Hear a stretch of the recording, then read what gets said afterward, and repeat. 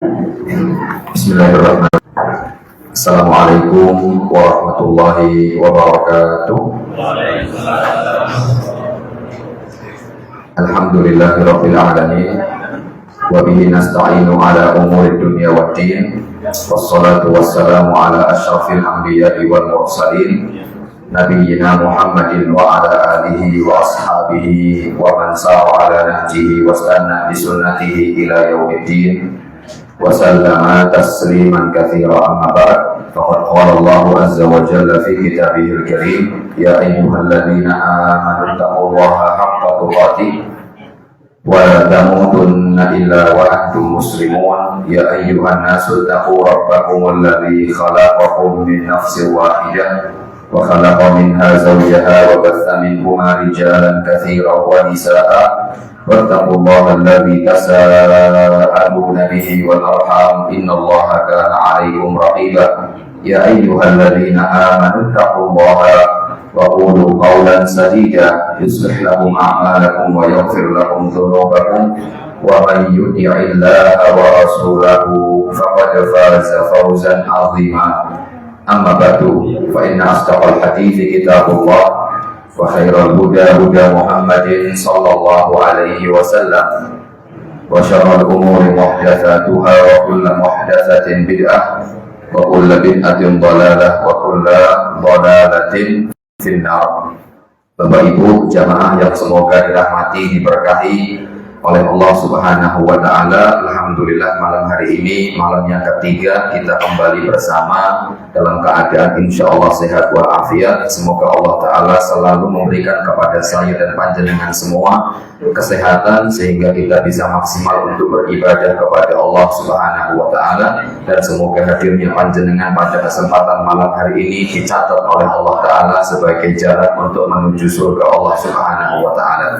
Salawat beriring salam semoga selalu tercurah kepada Nabi kita Nabi Muhammad Sallallahu Alaihi Wasallam, sahabat dan juga kepada seluruh umat beliau yang tetap teguh berpegang dengan ajaran dan sunnah-sunnah beliau hingga hari kiamat kelak. Bapak Ibu jamaah yang semoga dirahmati oleh Allah Ta'ala, insya Allah pada kesempatan malam hari ini kita akan sedikit berbeda dengan sebelumnya. Kalau sebelumnya mungkin saya membaca faidah kemudian panjenengan mencatat dan saya sedikit menunggu. Kalau ini saya sudah lagi tidak mau menunggu panjenengan, mohon maaf saya tinggal. Iya, yang panjenengan insya Allah semua saya sudah mencatat faidah, urgensi, kaidah hadis di catatan saya. Nanti setelah satu pekan setelah daurah ini selesai saya akan merapikan, nanti saya akan share sehingga yang belum kecatat bisa nanti mengambil faidah dari apa yang telah saya catat. Tapi bukan berarti ya sudah nggak usah nyatat aja Ustaz. Ya pokoknya terserah dengan ya seolehnya. Yang penting qayyidul ilma bil kitabah, catatlah ilmu itu dengan cara menulis. Semoga Allah Ta'ala memberkahi apa yang telah kita lakukan bersama. Silahkan kita sekarang masuk pada halaman 28, hadis yang ke-11. Hadis yang ke-11. An Abi Muhammad qala al-muallif rahimahullahu taala al-hadithul hadi asyar an Abi Muhammadin al-Hasan ibn Ali ibn Abi Thalib siddi Rasulillah sallallahu alaihi wasallam wa raihanatihi radhiyallahu ta'ala anhuma qala hafidtu min Rasulillah sallallahu alaihi wasallam da' ma yaribuka ila ma la yaribuk, rawahu Tirmidzi wan Nasa'i wa qala Tirmidzi haditsun hasanun sahih. Dari Abu Muhammad Al-Hasan bin Ali bin Abi Thalib, cucu Rasul sallallahu alaihi wasallam dan kesayangan beliau, semoga Allah meridai keduanya. Beliau berkata, aku telah hafal sabda Rasul sallallahu alaihi wasallam, yaitu tinggalkanlah sesuatu yang meragukanmu kepada sesuatu yang tidak meragukanmu. Hadis riwayat Tirmidzi dan Nasa'i, dan Tirmidzi mengatakan ini adalah hadis hasan sahih. Kaidah hadis ini Bapak dan Ibu jamaah yang semoga dirahmati oleh Allah adalah kaidah dalam masalah wara.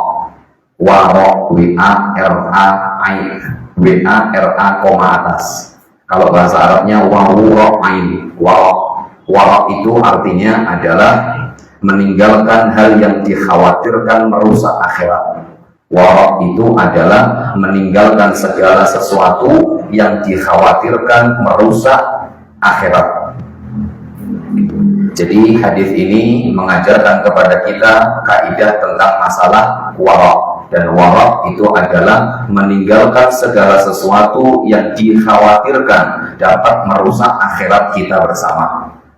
Apa saja, ya silahkan apa saja. Pokoknya sesuatu yang mengkhawatirkan bisa merusak akhirat kita, maka kita tinggalkan, maka saat itu berarti kita memiliki sikap warok. Oke, kemudian kita masuk kepada urgensi hadis ini. Syekh Nadim Muhammad Sultan, beliau mengatakan bahwa hadis ini adalah termasuk hadis untuk mengambil keyakinan. Hadis ini merupakan hadis perintah untuk yakin di setiap perkara. Hadis yang memerintahkan kita untuk selalu yakin di setiap semua perkara. Dan hadis ini menjadi pokok dalam masalah warok seperti tadi yang saya pernah sampaikan. Hadis ini menjadi hadis kaidah dalam masalah warok. Apa tadi warok? Meninggalkan segala sesuatu yang dapat mengkhawatirkan akhirat. Kemudian kita masuk faidah hadis ini. Rasul Shallallahu Alaihi Wasallam diberikan oleh Allah Taala jawami'ul kalim. Jawami'ul kalim itu sabdanya sedikit tapi maknanya luas. Maka di antara jawami'ul kalim, yang Allah berikan kepada Nabi Muhammad Shallallahu Alaihi Wasallam adalah hadis ini. Hadisnya pendek. Da'ma yaribuka ila ma la yaribu. Tinggalkan apa yang meragukanmu kepada apa yang tidak membuatmu ragu. Maka faidah yang pertama, perintah untuk meninggalkan perkara yang meragukan. Perintah untuk meninggalkan perkara yang meragukan. Kemudian yang kedua, ketenangan hidup diraih dengan meninggalkan hal-hal yang meragukan. Ketenangan hidup, jenengan pingin tenang hidupnya, pingin bahagia hidupnya, pingin nyaman hidupnya, tinggalkan hal-hal yang ragu-ragu. Makanya syaitan, di antara cara syaitan untuk menjadikan hidup kita tidak tenang adalah menjadikan kita punya penyakit was-was. Sudah wudu, kena pipis, batal nggak ya? Mau takbiratul ihram, sudah bener takbiratul ihramnya atau belum ya? Akhirnya bolak-balik takbiratul ihram sampai imamnya sudah mau rukuk. Maka sekali lagi, pingin hidup yang bahagia, pingin hidup yang tenang, tinggalkan keraguan-raguan dan tinggalkan was-was. Kemudian yang selanjutnya, seperti yang telah disampaikan di awal, hadis ini adalah pokok dalam masalah warok dan kehati-hatian. Hadis ini adalah pokok dalam masalah warok. Warok tadi adalah, saya sering ulang ini, meninggalkan hal-hal yang dapat merusak akhirat. Aisyah radhiyallahu taala anha pernah mengatakan dalam sebuah ungkapan, innakum taghfuluna an afdalil ibadah. Kalian ini benar-benar melupakan ibadah yang paling afdal. Kalian benar-benar meninggalkan, melalaikan, melupakan ibadah yang paling afdal. Apa ibadah yang afdal menurut Aisyah radhiyallahu taala anha? Beliau mengatakan wa huwal wara'. Ibadah yang paling afdal adalah memiliki sikap wara', kehati-hatian. Kemudian ada seorang ulama yang memberikan sikap luar biasa, potret satu dari sekian para ulama yang memberikan contoh sikap wara', kehati-hatian. Beliau mengatakan, ma takallamtu kalimah wala fa'altu fi'lah illa waqad a'dadtu jawaban baina yadayillah. Subhanallah, saya tidaklah mengucapkan satu ungkapan dan tidaklah saya melakukan satu perbuatan kecuali saya telah persiapkan jawabannya kelak di hadapan Allah Ta'ala. Dan ini berat.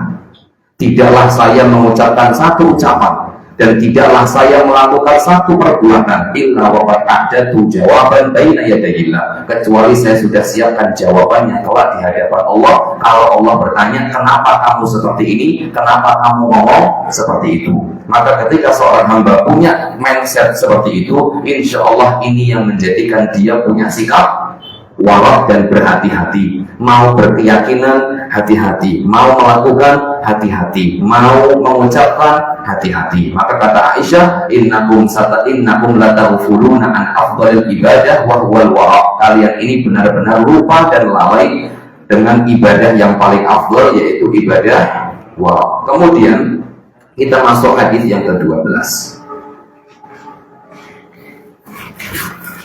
Qala al-mu'allif rahimahullahu ta'ala al-hadits tsani asyar an Abi Hurairah radhiyallahu ta'ala anhu qala Rasulullah sallallahu alaihi wasallam min husni islamil mar'i tarkuhu ma la ya'ni, haditsun hasanun rawahu Tirmidzi wa ghairuhu hakadha. Dari Abu Hurairah, semoga Allah meridhoinya, beliau berkata, Rasulullah sallallahu alaihi wasallam bersabda, sebagian tanda dari baiknya keislaman seseorang adalah dia meninggalkan sesuatu yang tidak berguna bagi dirinya. Hadis ini memiliki kaidah, atau kaidah hadis ini adalah meninggalkan perkara yang tidak bermanfaat.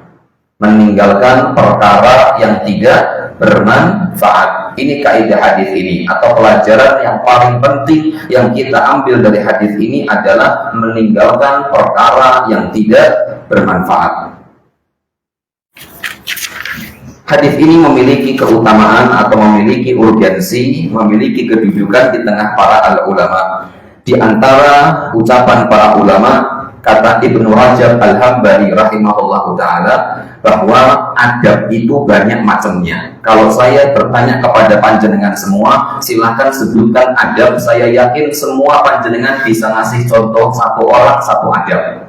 Banyak, macam-macam adab itu banyak. Namun kata Ibnu Rajab, hadzal hadis aslun azimun min usulil adab. Hadis ini adalah pokok yang agung dalam masalah adab. Semua adab itu berporos pada hadis ini. Bahasanya seperti itu. Hadzal hadis aslun azimun min usulil adab. Hadis ini adalah pokok agung dalam masalah adab. Bahkan kata Ibnu Abi Zaid Al-Qarawani rahimahullahu ta'ala, imam madhab Maliki, beliau mengatakan bahwa jima'u adabil khair tatafarraq min arba'ati ahadits. Intisari dari adab yang baik itu terkumpul pada 4 hadis. Di antaranya adalah hadis ini, min husni islamil mar'i tarkuhu ma la ya'ni. Di antara baiknya Islam seseorang adalah meninggalkan apa yang tidak bermanfaat untuk dirinya. Bapak dan Ibu jamaah yang semoga dirahmati oleh Allah Ta'ala, kita masuk faidah hadis ini. Yang pertama, dari hadis ini kita mendapatkan pelajaran ciri baiknya Islam seorang hamba. Kita menjadikan hadis ini cermin untuk kita. Kita semuanya adalah orang Islam, maka jadikan hadis ini cermin. Apakah Islam kita sudah baik atau belum? Apa cirinya? Cirinya adalah meninggalkan perkara yang tidak bermanfaat. Sesuai dengan teks atau bahasanya, letter luck-nya adalah ciri Islam seseorang meninggalkan apa yang tidak bermanfaat. Ini letter luck, atau apa bahasanya saya lupa itu. Pokoknya yang mantuk itu yang sesuai dengan apa yang disampaikan Nabi Muhammad. Tapi ada ciri yang kedua yang menjadi ciri baiknya Islam seseorang. Yang pertama tadi, meninggalkan yang tidak bermanfaat. Maka konsekuensinya, ciri baiknya Islam seseorang adalah mengerjakan apa yang bermanfaat. Kalau ciri seorang muslim yang baik adalah meninggalkan yang tidak bermanfaat, maka otomatis ciri seorang muslim yang baik adalah kebalikannya. Apa itu? Mengerjakan apa yang bermanfaat. Maka ciri baiknya Islam orang itu ada 2, meninggalkan yang tidak manfaat dan mengerjakan yang bermanfaat. Kemudian yang selanjutnya, di antara pelajaran yang penting, sesuatu yang tidak bermanfaat itu intinya pada 4 hal. Kan kita diperintahkan untuk meninggalkan hal-hal yang tidak bermanfaat. Nah, tidak bermanfaat itu tentu contohnya banyak. Tapi untuk memudahkan, maka sesuatu yang tidak bermanfaat itu kembali dan berporos kepada 4 hal. Enggak mungkin sesuatu yang tidak bermanfaat itu lepas dari 4 hal ini. Apa 4 hal ini? Yang pertama al-muharramat, yang haram. Yang kedua al-makruhat, yang makruh. Yang ketiga al-mustabihat, yang ragu-ragu, rancu, yang remeng-remeng, abu-abu. Dan yang keempat fudulul mubahat, fudul mubahat. Saya ulangi bahwa sesuatu yang tidak bermanfaat itu kembali kepada 4 hal, yang haram, yang makruh, yang rancu, dan fudul. Apa fudul itu artinya? Kepo. Aja fudul gitu ya. Fudul itu berlebihan.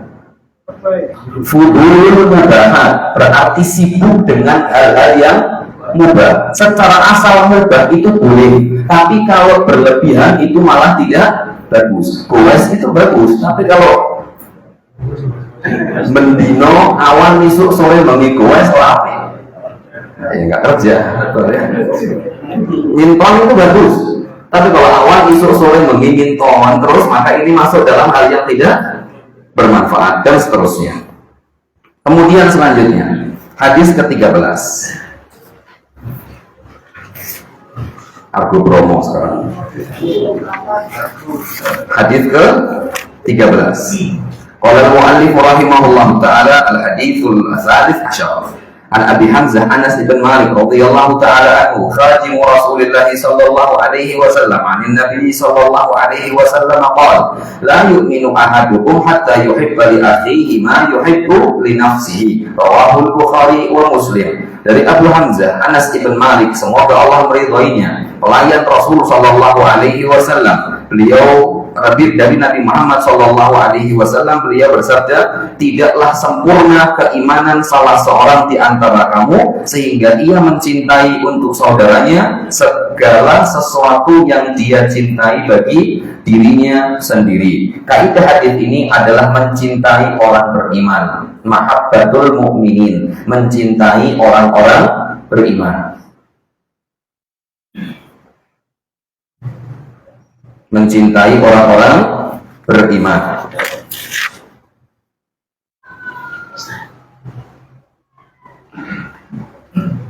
Bapak dan Ibu jamaah yang semoga dirahmati oleh Allah Subhanahu wa taala. Hadis ini menjadi penting karena hadis ini merupakan dhabit. Dhabit itu artinya pegangan di dalam bermuamalah kepada orang.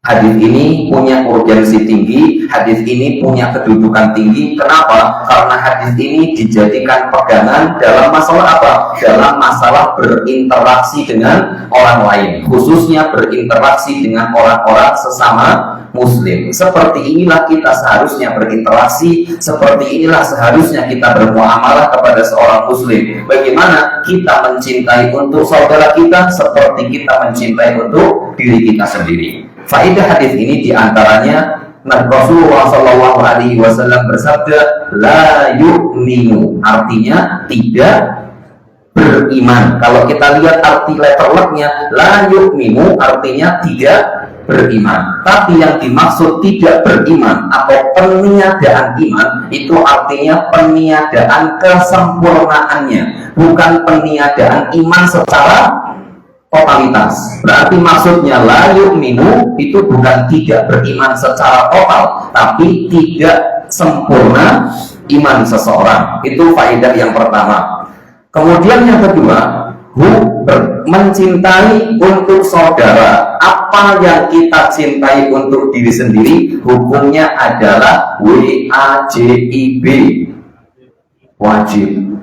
Mencintai untuk orang lain seperti kita mencintai untuk diri kita, ini hukumnya wajib. Dari mana hukum wajib itu diambil? Dari peniadaan kesempurnaan iman. Tidak mungkin iman itu tidak sempurna kecuali hilangnya satu kewajiban. Kata para ulama, tidak mungkin iman itu kesempurnaannya berkurang kecuali karena meninggalkan kewajiban. Berarti otomatis mencintai untuk orang lain, apa yang kita cintai untuk diri kita, hukumnya adalah wajib. Kenapa kok wajib? Karena Nabi Muhammad meniadakan kesempurnaan iman. Nanti kita akan melihat ketika Nabi Muhammad mengatakan tidak sempurna iman seseorang jika ABCDE, maka hukum ABCDE adalah wajib. Nabi Muhammad SAW beliau mengatakan nanti kita akan masuk saja. Oke, selanjutnya bahkan ciri kata Nabi Muhammad SAW, ciri orang mukmin yang sebenarnya adalah dia mencintai untuk orang lain apa yang dia cintai untuk dirinya sendiri. Rasulullah SAW pernah memberikan nasihat kepada Abu Hurairah. Di antara isi nasihat Nabi Muhammad, wa ahibba lil muslimina wal mu'minin ma tuhibbu li nafsik. Wahai Abu Hurairah, cintailah untuk saudaramu sesama muslim dan mukmin seperti engkau mencintai untuk dirimu sendiri. Takun mukminan, niscaya engkau menjadi seorang yang beriman. Berarti ciri orang beriman adalah mencintai untuk orang lain seperti kita mencintai untuk diri sendiri. Kemudian faedah selanjutnya, dan ini bagus. Jika kesempurnaan iman itu diraih dengan mencintai untuk orang lain seperti kita mencintai diri sendiri, maka kesempurnaan iman juga diraih dengan membenci untuk orang lain apa yang kita benci. Karena itu menjadi sebuah konsekuensi. Ketika kita mencintai untuk orang lain seperti apa yang kita cintai untuk diri kita, maka konsekuensinya adalah kita membenci untuk orang lain apa yang kita benci. Bisa dipahami semoga. Kemudian yang selanjutnya, hadis ini juga memberikan peringatan keras untuk memiliki sifat hasud. Punya sifat hasud. Hasud itu hasad. Hasad itu dengki. Karena orang yang dengki otomatis dia tidak mengerjakan hadis ini. Karena orang dengki bukan mencintai untuk orang lain apa yang dia cintai untuk dirinya. Kalau orang dengki bahkan bukan mencintai, mengharapkan kebaikan itu hilang dari orang lain. Orang hasud itu nggak senang melihat orang lain susah, melihat orang lain senang, atau senang melihat orang lain susah. Milih mana? Nggak usah milih semuanya. Yang harus senang lihat orang lain senang. Nah ini hadis ini, suka dengan kesukaan orang lain. Hadis ke-14. Qala al-mu'allif rahimahullah ta'ala al-hadits ar-rabi' asyar. An Ibnu Mas'ud radhiyallahu ta'ala anhu qala Rasulullah sallallahu alaihi wasallam, la yahillu damu imri'in muslimin yashhadu an la ilaha illallah wa anni rasulullah illa bi ihda thalath al-thayyibu az-zani wal nafsu bin nafsi wat tariqu li dinihi al-mufariqu lil jamaah. Rawahu al-Bukhari wa Muslim. Dari Ibnu Mas'ud, semoga Allah meridhoinya, dia berkata, Rasulullah sallallahu alaihi wasallam bersabda, tidak halal ditumpahkan darah seorang muslim kecuali karena salah satu di antara 3 alasan. Satu, orang telah menikah melakukan perzinahan, orang yang membunuh jiwa orang muslim, dan orang yang meninggalkan agamanya memisahkan diri dari jamaah. Hadis rawahul Bukhari wa Muslim. Hadis ini memberikan kaidah kepada kita bersama, yaitu apa saja yang menjadikan darah muslim halal, apa saja yang menjadikan darah orang muslim halal. Secara asal darah seorang muslim itu adalah haram, tapi hadis ini menjelaskan kepada kita hal-hal yang menjadikan darah seorang muslim menjadi halal. Rasulullah sallallahu alaihi wasallam kemarin saya sampaikan, sesungguhnya hilang dan hancurnya dunia beserta isinya lebih enteng bagi Allah Ta'ala ketimbang hilangnya satu nyawa seorang muslim. Nabi Muhammad berdiri di tanah haram, Nabi Muhammad berdiri di tanggal 10, Nabi Muhammad berdiri di bulan Dzulhijjah, Nabi Muhammad berdiri di bulan yang haram, Nabi Muhammad berdiri di tanggal yang mulia, Nabi Muhammad berdiri di tanah yang mulia. Nabi Muhammad mengatakan, sesungguhnya darah kalian, harta kalian, kehormatan kalian, mulianya seperti mulianya tempat ini, seperti mulianya tanggal ini, seperti mulianya bulan ini, yaitu bulan Dzulhijjah, yaitu tanggal 10 Dzulhijjah, yaitu di tanah haram. Maka seperti ini bagaimana Nabi Muhammad Sallallahu Alaihi Wasallam menjaga kehormatan dan darah kaum muslimin. Bahkan Nabi Muhammad mengatakan, sesungguhnya riba itu punya 70 sekian bab, 70 sekian jenis. Dan riba yang paling ringan seperti seorang laki-laki berzina dengan ibu kandungnya sendiri. Wa inna arbar riba istiqalatul muslim li akhihi atau kama qala Nabi. Dan riba yang paling riba adalah menjatuhkan kehormatan seorang muslim. Maka kehormatan darah dan harta seorang muslim tidak boleh ditumpahkan dengan seenak dirinya sendiri, kecuali dengan 3 hal ini. Apa 3 hal itu? Tadi yang pertama as-sayyibuz zani, kemudian wa nafsu bin nafsi wa tariku li dinihil mufariqu lil jamaah. Berarti dari situ Bapak dan Ibu, selain darah orang muslim, otomatis gimana darahnya? Darah seorang muslim haram kecuali 3 hal. Berarti otomatis darah orang kafir halal kecuali 3 macam orang kafir. 3 macam orang kafir ini darahnya tidak boleh ditumpahkan. Pertama, kafir mu'ahad. Yang kedua, kafir mustakman. Yang ketiga, kafir zimmi. Mu'ahad, mustakman, zimmi. Mu'ahad itu orang kafir yang datang ke negeri Islam sudah punya perjanjian. Mustakman, orang kafir yang datang ke negeri Islam dapat suaka. Suaka itu perlindungan, beda. Datang dengan perjanjian dan datang dengan dapat suaka. Dan yang ketiga, zimmi. Zimmi orang kafir yang tinggal di negeri orang Islam tapi dia membayar upeti, membayar jizyah. Maka 3 orang kafir ini haram untuk ditumpahkan darahnya. Hadis ke-15.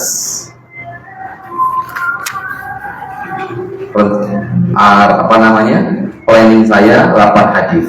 Dari hadis ke berapa barusan? 11, 12, 13, 14, 15, 16, 17, 18. Insya Allah selesai 8 hadis 1 sesi. Al-hadithul khamis asyar. Qala al-muallif rahimahullahu ta'ala al-hadithul khamis asyar. An Abi Hurairah radhiyallahu ta'ala anhu anna Rasulullah sallallahu alaihi wasallam qala man kana yu'minu billahi wal yawmil akhir falyaqul khairan aw liyasmut wa man kana yu'minu billahi wal yawmil akhir falyukrim jarahu wa man kana yu'minu billahi wal yawmil akhir falyukrim dhaifahu. Rawahul Bukhari wa Muslim. Dari Abu Hurairah, semoga Allah meridai beliau, sesungguhnya Rasulullah sallallahu alaihi wasallam pernah bersabda, barang siapa yang beriman kepada Allah dan hari akhirat, maka hendaklah ia berkata yang baik atau diam. Dan barang siapa yang beriman kepada Allah dan hari akhirat, maka hendaklah ia memuliakan tetangganya. Dan barang siapa yang beriman kepada Allah dan hari akhirat, hendaklah ia memuliakan tamunya. Hadis ini kaidahnya adalah kaidah dalam kesempurnaan iman. Kaidah dalam kesempurnaan iman.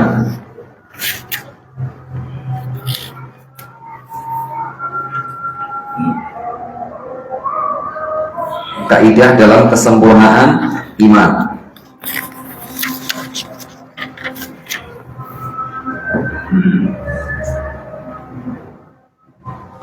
Kata Al-Hafidh Ibnu Hajar Al-Asqalani berbicara tentang urgensi hadis ini, berbicara tentang kedudukan hadis ini. Beliau mengatakan, hadza min jawami'il kalim, ishtamalal hadithu ala umurin thalatha tajma'u makarimal akhlaqil fi'liyah wal qawliyah.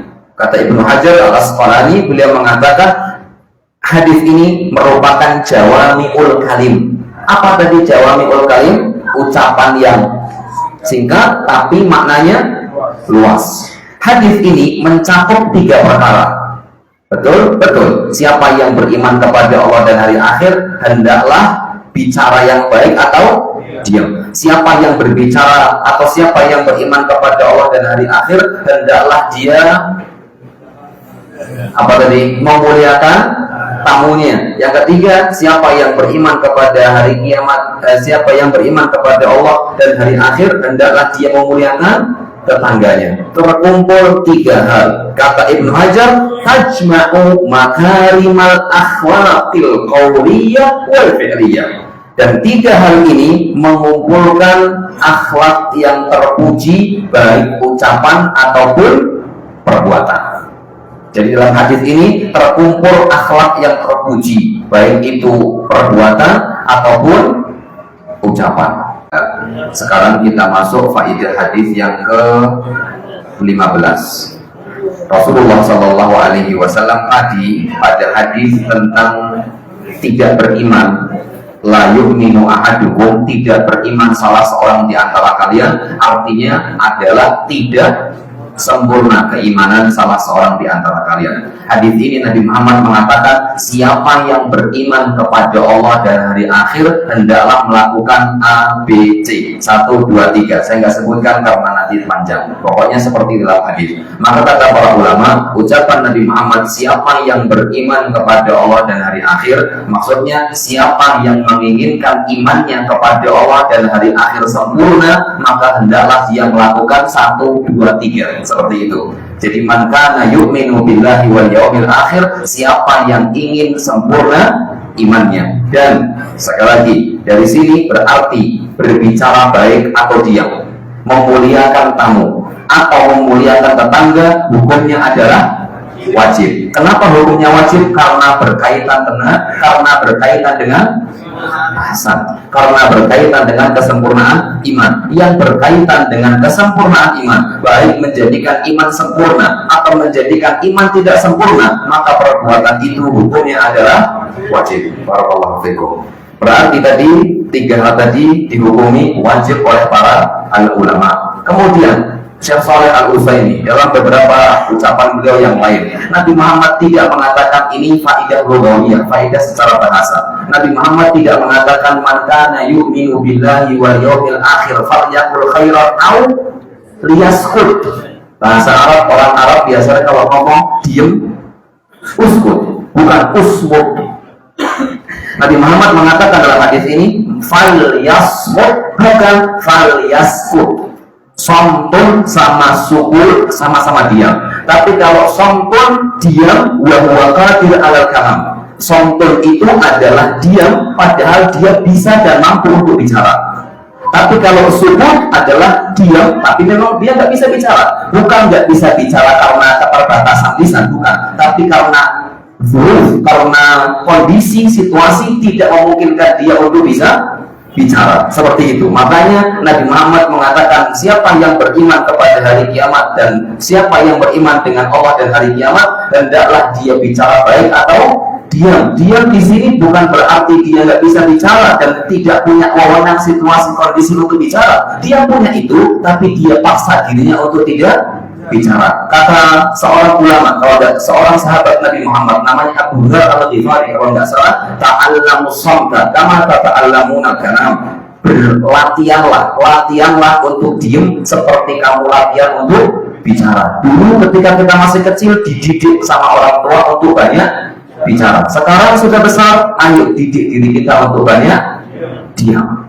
Man somata najah. Siapa yang diem, dia akan selamat. Kata para ulama, innal mutakallim yantadirul fitnah wa inna shamit yantadirul rahmah. Orang yang ngomong itu sejatinya dia menunggu cobaan, tapi orang yang diam dia menunggu rahmat. Karena orang yang diam itu pasti selamat. Kemudian faedah selanjutnya, di sini diperintahkan kita untuk memuliakan tetangga dan memuliakan tamu. Sekarang batasan tetangga itu seperti apa? Maka di sini para ulama punya aqwal, punya ucapan yang banyak, pendapat yang banyak. Tapi siapa yang disebut tetangga dan siapa yang disebut tamu, maka dikembalikan kepada kembali kepada kebiasaan masing-masing. Kemudian Bapak dan Ibu jamaah yang semoga dirahmati oleh Allah Subhanahu wa taala. Kita masuk hadis yang ke-16.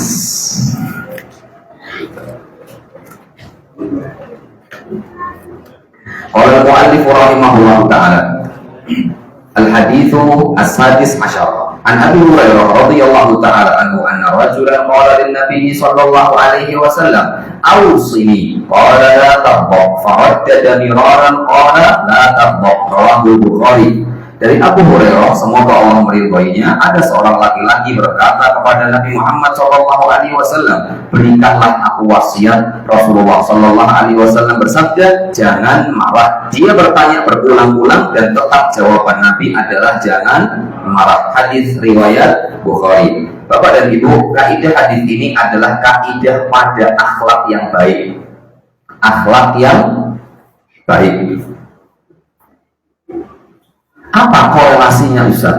Jangan marah, kemudian kok kaidahnya adalah akhlak yang baik. Kenapa? Karena dengan tidak marahnya seseorang terkumpul berbagai macam akhlak yang baik. Dengan seseorang melampiaskan amarahnya, maka dia punya potensi untuk mendapatkan berbagai macam keburukan. Kata perawi, orang yang bertanya kepada Nabi Muhammad, ya Rasulullah, beri aku wasiat. Ketika Nabi Muhammad mengulang-ulang, apa wasiat Nabi Muhammad yang diulang-ulang?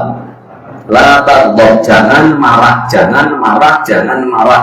Orang tadi yang bertanya, dia mengatakan, fafakkartu hina qala Nabi ma qala fa idzal ghadab yajma'u syarra kullahu. Ketika aku pikir, aku resapi apa yang diucapkan Nabi, ternyata memang marah itu adalah mengumpulkan segala bentuk kejelekan dan keburukan. Berarti dengan meninggalkan marah, dia selamat dari berbagai macam keburukan. Berarti dengan dia tidak marah, dia mendapatkan berbagai macam kebaikan. Berarti dengan dia tidak marah, ini memiliki atau dia memiliki akhlak yang terpuji dan baik. Itu kaidah hadis ini, korelasi antara akhlak yang mulia dengan isi hadis jangan marah. Kemudian urgensi hadis ini.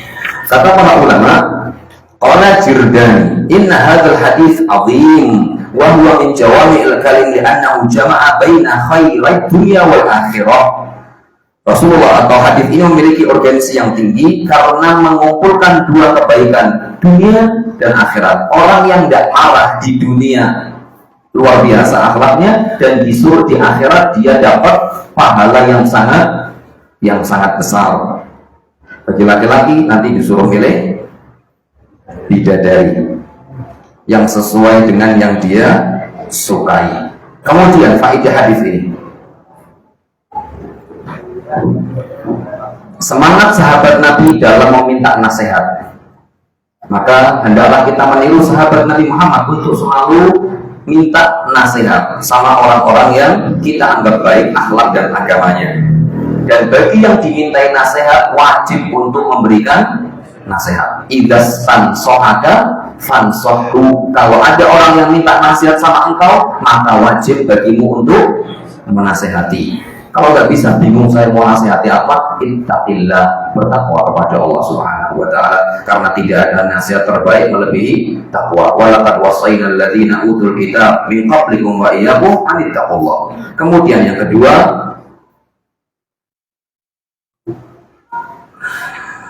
larangan marah mencakup dua hal. Nabi Muhammad kan tadi memerintahkan la taghdab, jangan marah. Maka di sini mencakup dua hal. Apa itu? Larangan mendekati hal yang dapat mengantarkan amarah.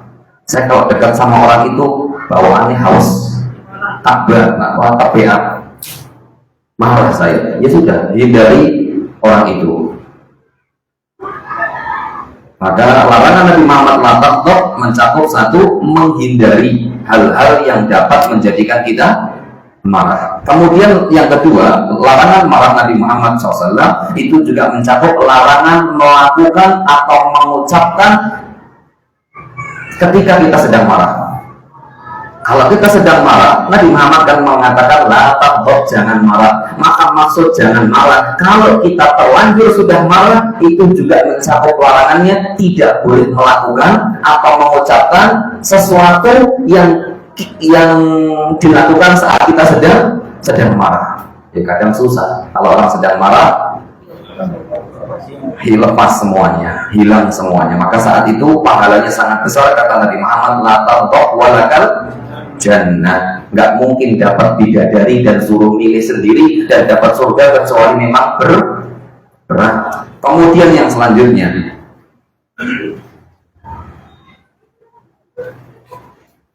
larangan marah di sini adalah marah yang kaitannya dengan diri sendiri. Tapi kalau agama yang dicaci maki, maka saat itu wajib marah. Selanjutnya, hadis yang ke-17 dan yang terakhir yang kita baca pada sesi ini. Terakhir, al-haditsus sabi' asyar. Qala al-muallif rahimahullahu taala al-haditsus sabi' asyar an Abi Ya'la Shaddad bin Aus radhiyallahu anhu an Rasulillah sallallahu alaihi wasallam qala inna Allah kataba al-ihsana ala kulli shay fa idza qataltum fa ahsinul qitlah wa idza dhabhtum fa ahsinul dhabha wal yuhid ahadukum shafratahu wal yurih dhabihatahu. Rawahu Muslim. Dari Abu Ya'la Shaddad bin Aus, semoga Allah meridainya, Rasulullah SAW bersabda, sesungguhnya Allah mewajibkan untuk kalian berbuat baik terhadap segala sesuatu. Maka bila kalian hendak membunuh dalam peperangan ataupun hal yang lain, bunuhlah dengan cara yang baik. Dan bila kalian menyembelih binatang, maka sembelihlah dengan cara yang baik. Hendaklah kalian menajamkan pisau dan memperlakukan hewan sembelihan dengan lembut. Hadis riwayat Muslim. Hadis ini kaidahnya adalah berbuat baik kepada sesama makhluk. Berbuat baik kepada sesama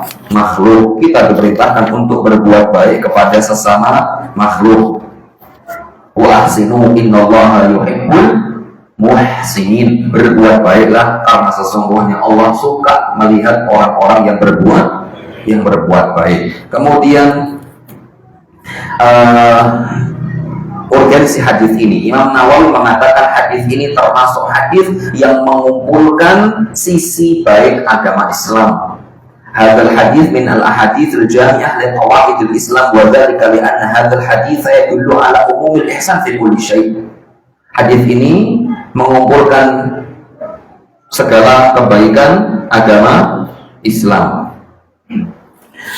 Kemudian pelajaran yang bisa diambil dari hadis ini menjelaskan kepada kita semuanya bahwa Allah mewajibkan kita untuk berbuat baik pada semua hal, kepada istri, kepada anak, kepada tetangga, kepada orang tua, kepada orang lain, semuanya kita diperintahkan untuk berbuat baik dalam muamalah, dalam ibadah dan seterusnya. Dalam hal ini Rasulullah memberikan contoh hewan. Jika seandainya dengan hewan saja kita diperintahkan untuk berbuat baik, apalagi dengan selain hewan. Rasulullah Shallallahu Alaihi Wasallam sebagai contoh, kalau memang mau memukul anak, maka pukullah tanpa tanpa menyakiti. Jadi kalau kita memang mukul, maka pukul dengan tanpa ada rasa sakit.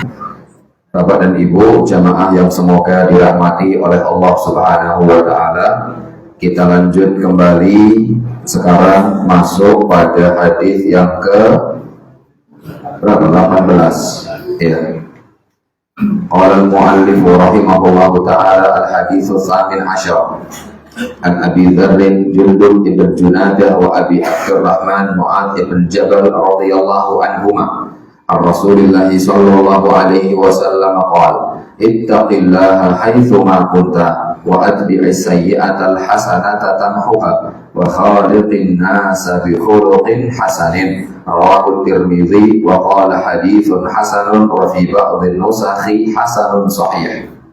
Dari Abu Dzar Jundub bin Junadah dan Abu Abdurrahman Mu'adz bin Jabal, semoga Allah meridhai keduanya, bahwa Rasulullah sallallahu alaihi wasallam bersabda, Bertakwalah kamu kepada Allah dimanapun kamu berada.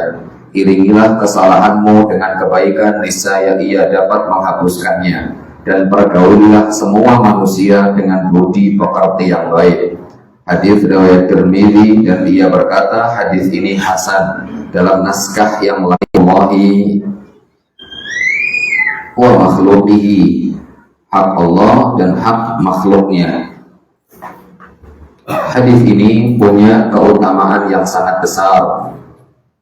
Kata Syekh Nazim Muhammad Sultan rahimahullah, beliau mengatakan tamakkana ahammiyatu hadzal hadis bi da'watihi ila syai'ain itsnainil muhimmain.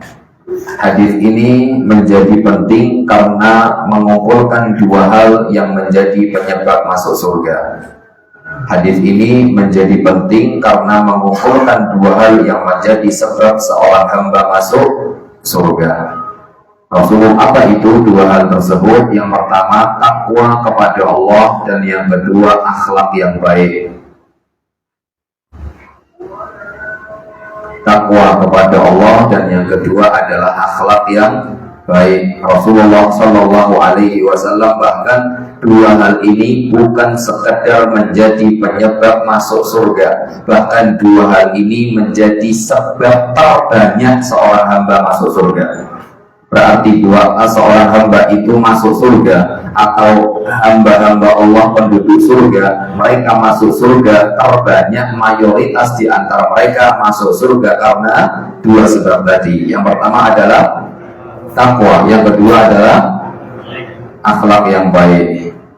Maka tadi hadis ini menjadi penting karena mengajak kepada dua sebab yang paling banyak mengantarkan seorang hamba masuk ke dalam surga. Su'ila Rasulullah sallallahu alaihi wasallam, ya Rasulullah, ma aktsaru ma yudkhilun nasal jannah. Wahai Rasulullah, apa yang paling banyak memasukkan seorang hamba ke surga? Jawaban Rasulullah, taqwallahi wa husnul khuluq, bertakwa kepada Allah dan memiliki akhlak yang baik. Kemudian urgensi sudah, kaidah sudah, sekarang kita masuk faidah ini. Faidah ini yang pertama, hablum minallah dan hablum minannas tidak bisa dipisahkan. Hablum minallah dan hablum minannas tidak bisa dipisahkan. Ada orang yang sibuk dengan ibadah-ibadah yang kaitannya dengan hablum minallah, sholat, puasa dan seterusnya baik, tapi dia mengesampingkan antara hablum minannas. Rasul Shallallahu Alaihi Wasallam pernah didatangi seorang wanita dan dia mengeluhkan tentang jeleknya akhlak tetangganya. Ya Rasulullah, fulanah baik sholatnya, fulanah baik puasanya, tapi ucapannya, lisannya nyelekit, lombok kalah pedes, pedesnya luar biasa. Kemudian Rasulullah ternyata tidak melihat sholatnya, Rasulullah tidak melihat puasanya. Rasulullah langsung mengeluarkan statement, hiya finnar, dia di neraka. Padahal sholatnya jos, puasanya jos, tapi lisannya najis, masuk neraka. Maka hati-hati, dan ini menunjukkan bahwa akhlak baik, hablum minallah dan hablum minannas punya peran penting. Bahkan Rasul Shallallahu Alaihi Wasallam dalam hadis yang lain beliau bersabda, innal abda la yablughu darajatas shaimil qaim bi husni khuluqihi. Sesungguhnya seorang hamba mencapai derajat orang yang puasa siang hari dan sholat malam di malam hari dengan akhlak yang baik. Seorang hamba bisa dapat derajat di surga. Derajatnya siapa? Derajatnya orang yang puasa dan derajatnya orang yang sholat malam, hanya dengan akhlak yang baik. Nabi Muhammad bersabda, ana za'imun bi baitin fi a'lal jannah. Saya menjamin rumah di surga yang paling tinggi. Untuk siapa? Liman hasuna khuluquhu, untuk orang yang akhlaknya baik. Ini faedah pertama, hablum minallah tidak bisa dipisahkan dengan hablum minan nas. Bahkan Rasulullah menjadikan barometer hablum minallah dengan hablum minan nas. Apa maksudnya barometer? Maksudnya jika hablum minan nas baik, maka hablum minallah mengikuti. Rasulullah SAW bersabda, la yashkurullah man la yashkurun nas. Orang itu tidak dikatakan bersyukur kepada Allah. Dan ini hablum minallah apa hablum minan nas? Minallah. Sampai orang itu tidak dikatakan bersyukur kepada Allah jika dia tidak bersyukur kepada manusia. Berarti barometer hablum minallah baik adalah dengan hablum minan nas yang baik. Kemudian yang selanjutnya, bahkan mohon maaf tak tambahi lagi, hablum minan nas punya urgensi yang sangat tinggi. Seorang ulama kalau tidak salah namanya Sufyan ibn Uyainah, beliau mengatakan seorang hamba mati dan bertemu dengan Allah membawa 70 dosa, tapi kaitannya dengan hablum minallah lebih enteng daripada mati dan bertemu dengan Allah membawa 1 dosa, tapi kaitannya dengan hablum minan nas. Karena Allah itu secara asal Ghafurur Rahim, tapi kalau manusia secara asal menuntut, maka dituntut 1 tuntutan di hadapan Allah dari manusia itu lebih berat kelak urusannya di hari kiamat. Maka biar selamat, lihat hadis sebelumnya. Gak usah banyak bicara, diem aja. Kemudian selanjutnya yang kedua, hadis ini menjelaskan 3 wasiat. Hadis ini menjelaskan 3 wasiat. Pertama, berbuat baik kepada Allah. Kedua, berbuat baik kepada diri sendiri. Ketiga, berbuat baik kepada orang lain. Hadis ini mengumpulkan 3 wasiat. Berbuat baik kepada Allah, berbuat baik kepada diri sendiri, berbuat baik kepada orang lain. Gimana bentuk berbuat baik kepada Allah? Yaitu dengan cara bertakwa kepada Allah. Gimana berbuat baik kepada diri sendiri? Dengan cara melakukan amal soleh setelah melakukan kesalahan. Gimana berbuat baik kepada orang lain? Dengan cara akhlak yang mulia. Berbuat baik kepada Allah apa tadi? Dengan cara bertakwa. Pertanyaannya, apa itu takwa? Para ulama mereka menjelaskan berbagai macam definisi takwa, tapi ada 1 takwa yang paling baik, definisi terbaik dari takwa, dan ini disampaikan oleh para ulama, definisi yang jami' mani, definisi yang proporsional, yang komplit dan yang baik. Apa itu? Engkau beramal, engkau taat kepada Allah, antak malah bita'atillah ala nurin minallah tarju sawaballah. Engkau taat kepada Allah di atas dalil dalam rangka mengharap pahala. Engkau taat kepada Allah di atas dalil dan mengharap pahala. Dan engkau meninggalkan maksiat di atas dalil dalam rangka takut akan azab Allah. Itu arti takwa. Takwa terbaik artinya ini: melakukan ketaatan di atas dalil dalam rangka mengharap pahala, dan meninggalkan kemaksiatan di atas dalil dalam rangka takut kepada Allah. Kemudian yang kedua, berbuat baik kepada diri sendiri. Dengan apa tadi? Dengan mengikuti kejelekan dengan amal soleh. Niscaya amal soleh akan menutupi kejelekan. Tapi Bapak Ibu, faedah selanjutnya, kejelekan yang tertutupi, kejelekan yang terhapus dengan amal soleh adalah kejelekan dosa kecil. Adapun dosa besar, para ulama sepakat harus pakai taubat kepada Allah Ta'ala. Jadi yang terhapus adalah dosa kecil. Hal ini senada dengan firman Allah Ta'ala. Allah Ta'ala berfirman, innal hasanat yudhibnas sayyi'at. Sesungguhnya kebaikan itu menghilangkan dan menghapuskan kejelekan. Tapi kejelekan yang dihapus adalah kejelekan-kejelekan dosa kecil. Oke, yang selanjutnya,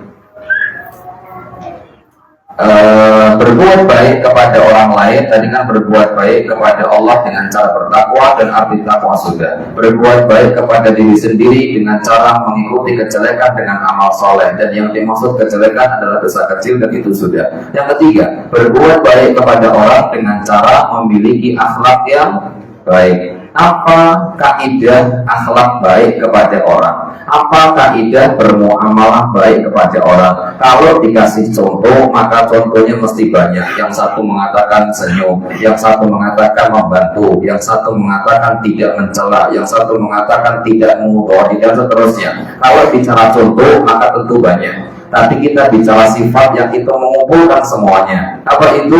Engkau bermuamalah kepada orang dengan muamalah yang engkau suka dengan cara itu. Antu amila ghairaka bima tuhibbu antu amal bihi. Gimana artinya? Pokoknya bermuamalah kepada orang dengan cara yang kita suka dimuamalai dengan itu. Itu intinya. Akhlak yang baik kepada orang adalah kita bermuamalah kepada orang dengan cara kita sendiri suka dimuamalai dengan itu. Udah, itu intinya. Tadi kalau saya sampaikan contoh, maka contohnya banyak. Tapi dengan satu rumus ini, semuanya contoh tadi bisa masuk. Kita senang gak disenyumi? Senang, maka senyumlah kepada orang. Kita senang gak untuk dihina? Gak senang, maka jangan hina orang lain. Jadi jadikan diri ini sebagai patokan untuk kita mau bermuamalah kepada orang. Kalau kita nggak senang seperti itu, maka jangan seperti itu kepada orang. Kalau kita senang seperti ini, maka seperti itulah kepada orang. Oke. Kemudian yang selanjutnya,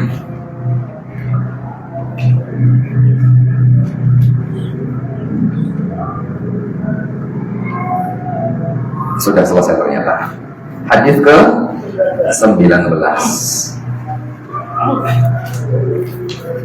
Qala al-mu'allif rahimahullahu ta'ala al-hadithu tasi' asyar an Abil Abbas Abdullah bin Abbas radhiyallahu anhuma qala qultu khalfan nabiyyi sallallahu alaihi wasallam yawman faqala ya ghulam inni u'allimuka kalimat ihfadillaha yahfazka ihfadillaha tajidhu tujahaka idza sa'alta fas'alillah wa idza sta'anta fasta'in billah wa alam anna al-ummata law ijtama'at ala an yanfa'uka bi shay'in لم ينفعوك إلا بشيء قد كتبه الله لك وإن اجتمعوا على أن يضروك بشيء لم يضروك إلا بشيء قد كتبه الله عليك رفعت الأقلام وجفت الصحف رواه الترمذي وقال حديث حسن صحيح وفي رواية غير الترمذي احفظ الله تجده أمامك تعرف إلى الله في الرخاء يعرفك في الشدة واعلم أن ما أخطأك لم يكن ليصيبك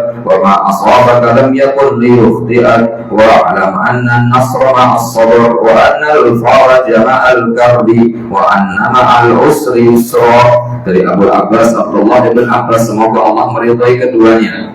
Beliau berkata, suatu hari aku berada di belakang Nabi Muhammad SAW, lalu beliau bersabda, wahai anak, aku akan ajarkan kepadamu beberapa patah kata. Jagalah Allah, niscaya Dia akan senantiasa menjagamu. Bila engkau meminta sesuatu, mintalah kepada Allah. Dan bila engkau meminta pertolongan, mintalah pertolongan kepada Allah. Ketahuilah, jika semua umat manusia bersatu padu untuk memberikan suatu kebaikan kepadamu, niscaya mereka tidak dapat melakukannya kecuali dengan sesuatu yang telah ditulis oleh Allah bagimu. Dan jika semua umat manusia bersatu padu untuk mencelakakanmu, niscaya mereka tidak dapat mencelakakanmu kecuali dengan sesuatu yang telah ditulis oleh Allah bagimu. Pena telah diangkat dan catatan telah mengering. Hadis riwayat Tirmidzi, yang mengatakan hadis ini hasan sahih. Dalam riwayat selain Tirmidzi, dengan redaksi jagalah Allah, niscaya Allah akan senantiasa mendapatinya di hadapanmu.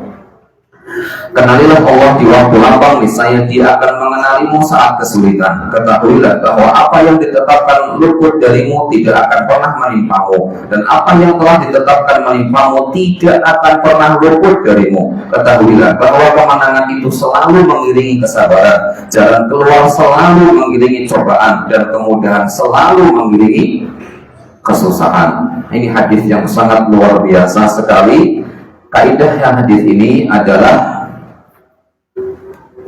hadis ini menggabungkan antara syariat dan takdir. Hadis ini menggabungkan antara syariat dan takdir.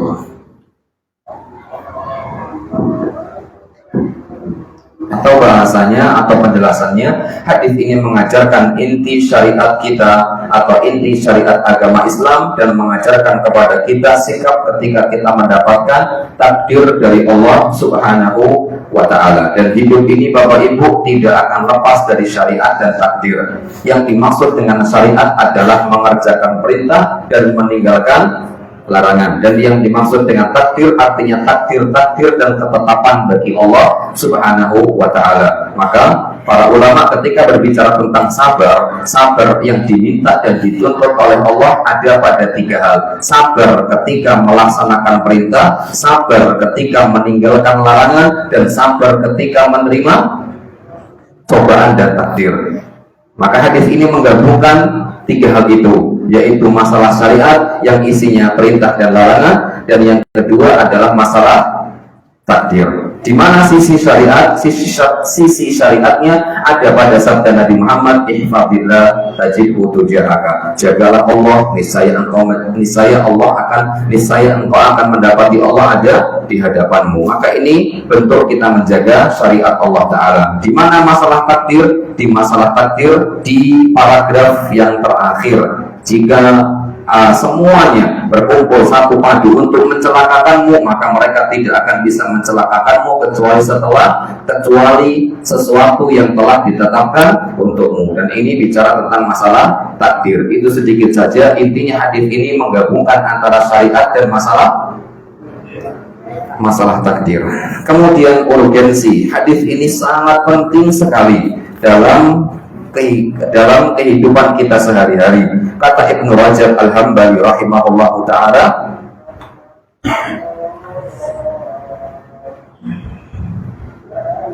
hadzal hadits yatadamman wasaya 'azimah wa qawaid kulliyah min ahammi umuriddin.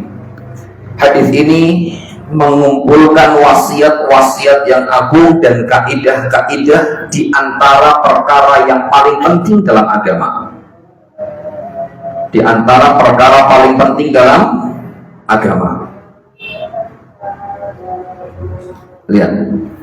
Hatta qala ba'dul ulama, sampai sebagian ulama mengatakan, lihat ini bagus sekali, didengarkan saja nggak apa-apa. Tadabbartu hadzal hadits fa'adhashani wa qittu atish fa asafa minal jahli bi hadzal hadits wa qillati tafahum li ma'nahu. Aku memperhatikan hadis ini, aku baca hadis ini, aku maknai hadis ini. Sungguh hatiku terasa seperti mau terbang bahasanya. Kenapa demikian? Fawa asafa, maka kata beliau, sungguh rugi bagi orang yang bodoh dan tidak ngerti tentang makna hadis ini. Karena hadis ini seperti tadi disampaikan mengumpulkan berbagai macam wasiat yang sangat agung, dan mengumpulkan kaidah-kaidah di antara kaidah terpenting dalam masalah agama. Itu urgensi hadis ini. Kemudian kita melihat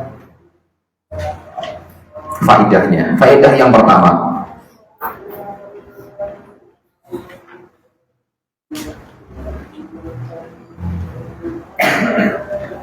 saya izin minum dulu. Faedah yang pertama, baiknya cara komunikasi Nabi Muhammad kepada anak kecil. Bismillah.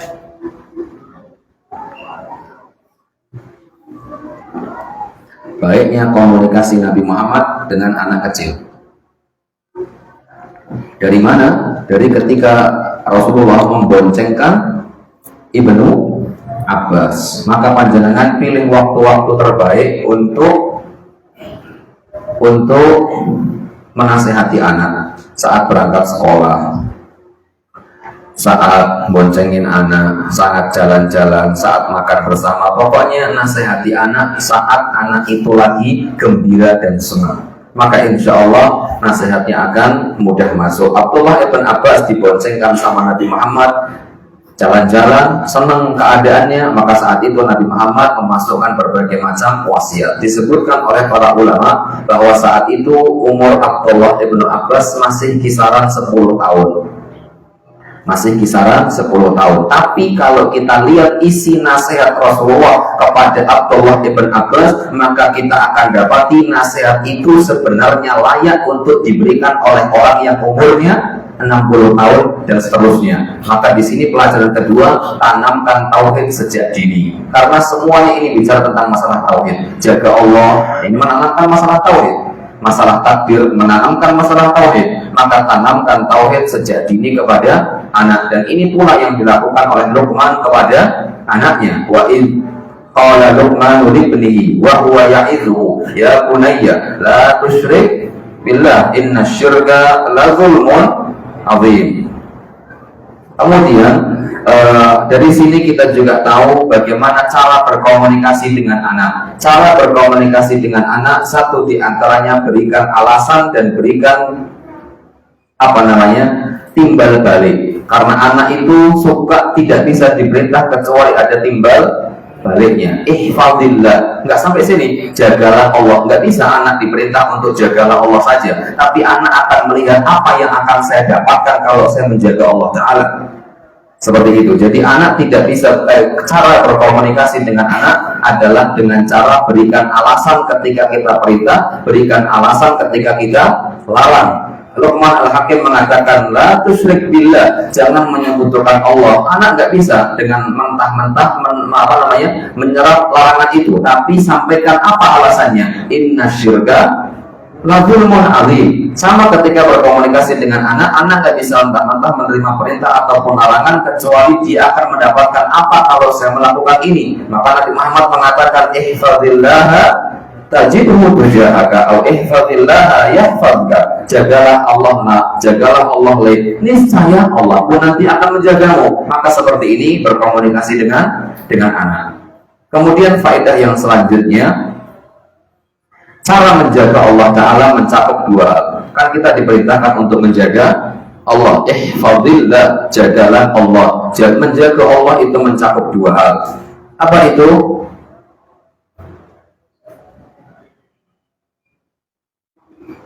Sabar dalam perkara qadari. Qadari, qadar.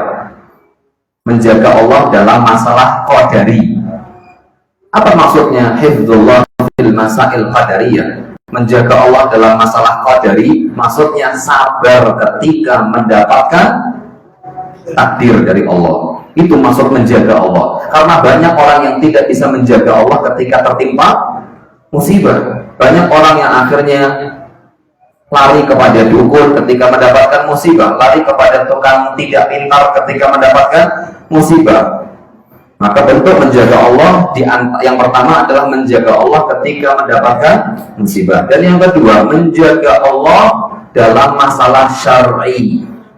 Menjaga Allah dalam masalah qadari dengan sabar ketika mendapatkan musibah. Dan yang kedua, menjaga Allah dalam masalah syar'i. Apa itu menjaga Allah dalam masalah syar'i? Satu, membenarkan kabar dari Allah. Dua, menjalankan perintah. Tiga, meninggalkan larangan. Empat, meyakini hukum-hukumnya.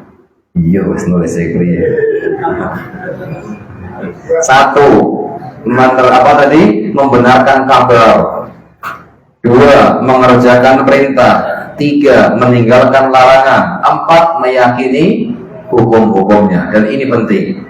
Al-Quran tidak lepas dari informasi. Al-Quran tidak lepas dari perintah. Al-Quran tidak lepas dari larangan. Dan Al-Quran tidak lepas dari hukum-hukum syariat. Maka ketika ada informasi dan kabar, tugas kita adalah meyakini. Ketika di Al-Quran ada perintah, tugas kita adalah mengerjakan. Ketika di Al-Quran ada larangan, tugas kita adalah meninggalkan. Di Al-Quran ada hukum ini, ada hukum ini. Tugas kita adalah meyakini kebenaran hukum-hukum itu semuanya. Maka itu bentuk kita menjaga Allah Subhanahu wa Ta'ala. Sekarang kebalikannya, ketika kita sudah melakukan dua hal ini, kemudian timbal baliknya Allah akan menjaga kita. Menjaga dalam hal apa? Semua. Menjaga agama, menjaga keturunan, menjaga dunia, dan menjaga semuanya. Ada sosok atau sebuah cerita dari seorang ulama yang umurnya saat itu hampir 100 tahun. Namanya Abu Taib At-Tabari. Abu Taib At-Tabari fajawazal mi'ah sanah. Umurnya sudah sampai 100 tahun. Beliau disebutkan dalam cerita bahwa mumti'un bi aqlihi wa quwwatihi. Akalnya masih sehat. Biasanya orang kalau umurnya sudah 100 tahun apa yang terjadi? Pikun. Tapi akalnya masih bagus, kekuatannya juga masih bagus. Fawafada yawman min safinatin kana fiha ilal ardi. Ketika masih naik perahu, dia belum sampai pantai, dia langsung lompat. Aduh, ini studio tapi oh ya, bukan itu sisinya, tapi sisi kekuatannya. Masya Allah, sudah umur 100 tahun tapi masih gesit dan energik. Fa'utiba ala dzalika faqala. Kemudian orang-orang pada ngomongin orang ini, Pak, hati-hati lah gitu, hati-hati, jangan pencilaan. Kemudian orang tadi mengatakan, hadhihi jawarih hafidhna hafiz sighar anil ma'asi, hadhihi jawarih hafidhna hafiz sighar fahafidhaha Allahu fil kibar. Badan ini waktu masih muda saya jaga, maka saat tua badan ini dijaga oleh Allah Subhanahu wa Ta'ala. Maka ini tadi bentuk kita menjaga Allah, maka Allah akan menjaga kita. Siapa yang menjaga Allah ketika masih muda, Allah akan jaga dia saat sudah tua. Pokoknya kebalikan. Siapa yang menjaga Allah saat senang, maka Allah akan menjaga dia saat susah. Maka di hadis akhir nanti ada, kenalilah Allah saat engkau sedang susah, sedang senang, maka Allah akan mengenalimu saat engkau sedang susah. Kemudian faedah yang selanjutnya, dari sini kita diperintahkan kalau meminta sesuatu maka mintalah kepada Allah. Minta pertolongan, mintalah kepada Allah. Maka wajib untuk minta segala sesuatu hanya kepada Allah, dan boleh meminta kepada manusia jika terkumpul 3 syarat. Bolehnya meminta kepada manusia jika terkumpul 3 syarat. Yang pertama, yang diminta hidup, yang diminta mampu, yang diminta hadir. Hidup, mampu, hadir. Yang diminta hidup tapi tidak hadir, tapi pakai HP, itu sudah mewakili bahwasanya dia hadir. Yang diminta hidup tapi tidak hadir dan tidak ada alat komunikasi yang dapat mengantarkan informasi dan permintaan kita kepada orang tadi kecuali pakai telepati. Nggak bisa. Orangnya hadir tapi dia sudah mati, maka juga nggak boleh. Hadir ada karena di hadapan kita, karena kita sedang di Sapuro. Sini kuburannya mana? Kalau Pekalongan kan Sapuro. Kendal Duhur. Di Kendal Duhur, saya di Kendal Duhur. Ada orangnya hadir, orangnya tapi sudah mati. Kemudian kita minta, wahai fulan, tolong saya, adisna, tolong saya. Maka yang seperti ini tidak boleh. Yang pertama atau syaratnya berapa tadi? 3. 1, 2, 3. Pokoknya itu ada yang mampu, ada yang hadir. Pokoknya syaratnya 3: hidup, mampu, dan hadir. Tapi lebih baik derajat yang paling sempurna, walaupun yang diminta mampu, walaupun yang diminta hadir, walaupun yang diminta hidup, lebih baik tidak minta kepada manusia.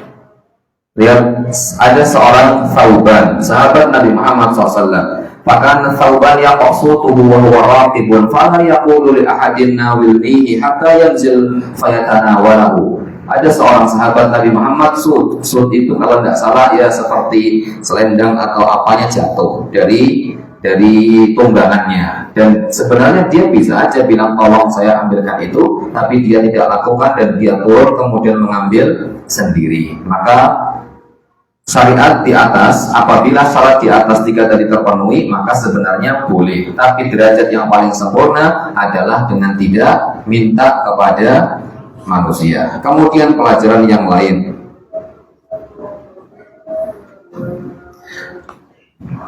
wajibnya menggantungkan harapan kepada Allah Ta'ala. Karena semua orang comal kalau menginginkan kita celaka, tapi kalau Allah tidak menginginkan celaka, maka tidak akan mungkin terjadi. Semua orang comal ingin membantu saya agar saya jadi orang kaya raya, tapi kalau Allah tidak mengizinkan saya jadi orang kaya raya, maka tidak akan mungkin terjadi. Maka kalau kita sudah tahu bahwa semua manusia berkumpul jadi satu, lah manusia ataupun jin berkumpul jadi satu untuk memudoroti saya atau memberikan manfaat kepada saya, tidak akan bisa kecuali atas izin Allah. Maka pelajarannya adalah gantungkan semua harapan hanya kepada Allah Ta'ala. Ketika kita berharap kepada manusia, sama saja itu adalah awal kita mengecewakan diri sendiri. Kemudian yang selanjutnya, segala sesuatu telah tercatat di Lauhul Mahfuz. Sebagaimana hadis Nabi Muhammad, rufi'atil aqlam wa jaffatis suhuf, pena telah diangkat dan tinta telah mengering. Semua yang telah dicatat oleh Allah Ta'ala.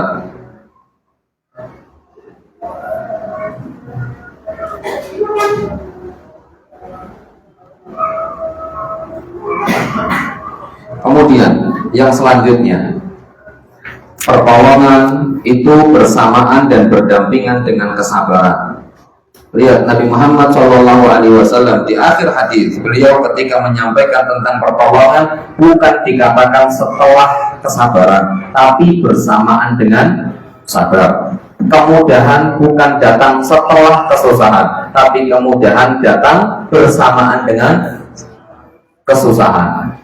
Inna ma'al usri, sesungguhnya bersama kesusahan ada kesabaran. Kata para ulama, malam apabila semakin gelap artinya fajar akan semakin menyingsing.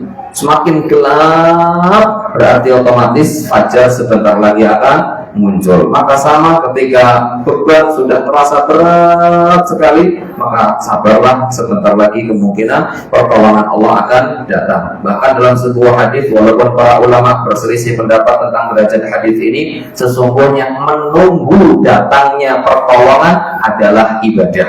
Menunggu datangnya pertolongan dengan kita sabar kepada Allah itu dihitung sebagai ibadah. Intidharul faraj ibadah. Menunggu datangnya pertolongan dari Allah itu adalah ibadah. Ada sebuah hadis Rasulullah SAW menyampaikan, dhahika rabbuna min qunuti ibadihi wa qurbi ghiyarihi. Allah Ta'ala itu tersenyum melihat putus asanya seorang hamba padahal pertolongannya sudah dekat. Dia bisa sabar sehari, 2 hari, 3 hari, 8 hari, 9 hari, 100 hari, tapi di 100 hari dia sudah mulai tidak sabar, padahal bisa jadi pertolongannya datang di hari 101. Sabar. Kalau di hari 101 belum datang, bisa jadi hari 102. Belum datang juga bisa jadi hari 100. Terus sampai kapan? Intidharul faraj ibadah. Menunggu datangnya pintu dan solusi adalah ibadah. Oke. Selanjutnya hadis ke berapa sekarang? 20.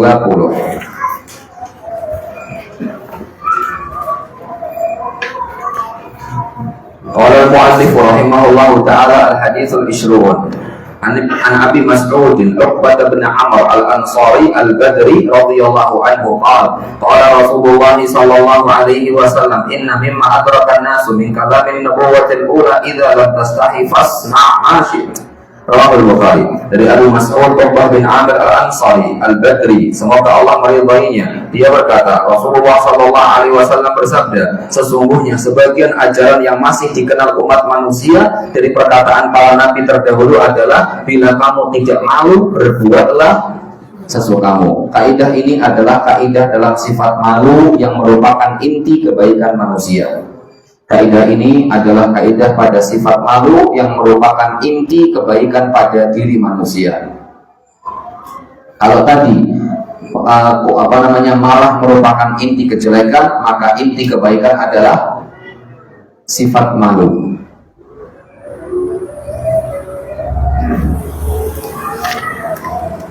Sifat malu yang merupakan inti dari seluruh kebaikan.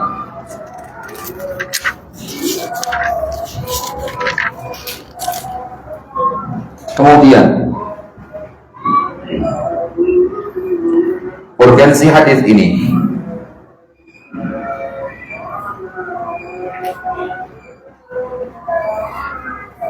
Hadis ini penting karena mengajak kepada sifat yang paling baik dalam agama Islam, yaitu sifat malu. Maka hadis ini punya kedudukan yang sangat tinggi. Kenapa punya kedudukan yang sangat tinggi? Karena mengajak kepada sifat yang terbaik dalam agama Islam. Nabi Muhammad bersabda dalam hadis yang lain, al-haya'u la ya'ti illa bi khair. Sifat malu tidaklah mendatangkan kecuali pasti kebaikan. Kemudian sifat malu merupakan sifat para malaikat, sifat para nabi dan para rasul, terlebih sifat nabi kita Nabi Muhammad Sallallahu Alaihi Wasallam.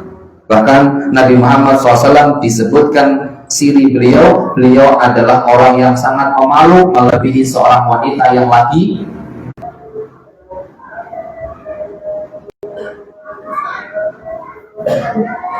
tadi. Dari mana malu itu merupakan syariat nabi-nabi sebelum Nabi Muhammad? Inna mimma adrakan nasu min kalamin nubuwatil ula. Di antara yang didapat manusia dari ucapan para nabi-nabi terdahulu adalah jika nggak punya malu maka silakan kerjakan sesukamu. Maka sifat malu merupakan syariat yang ada pada umat-umat sebelum Nabi kita Muhammad Sallallahu Alaihi Wasallam. Kemudian yang selanjutnya, di antara bentuk kemuliaan atau kedudukan sifat malu seperti yang tadi saya sampaikan, al-haya'u la ya'ti illa bi khair.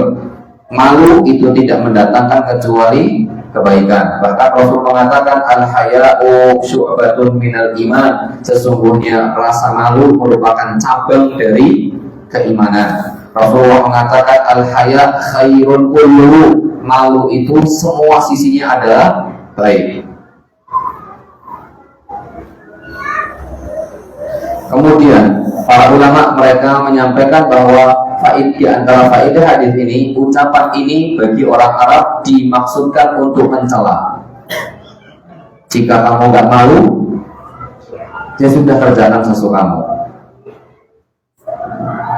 Ada Ustaz Ali, saya dapat faedah dari Ustaz Ali, beliau cerita bahwa ada seorang syekh yang waktu itu makan dan menikmati makanannya, kemudian makan lagi dan minta izin mau dibawa pulang karena suka dengan makanannya, dan minta izin, boleh nggak kalau saya bawa pulang makanannya? Orang tadi menjawab dengan hadis ini, idza lam tastahi fasna ma syi'ta ya syekh. Kalau kamu nggak malu, ambillah sesukamu. Malah wajahnya merah kan, nggak jadi akhirnya. Maka ucapan ini bagi orang Arab dimaksudkan sebagai celaan. Ya mungkin orang tadi maksudnya baik, ya udah apa kalau jenengan nggak malu, tapi kan itu maksudnya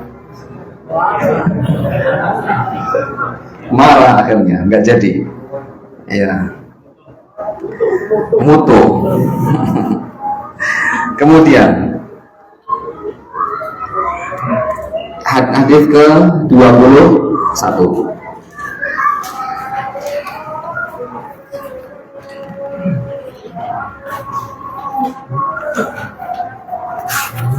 Qala al-mu'allif rahimahullahu ta'ala al-haditsul wahid wal 20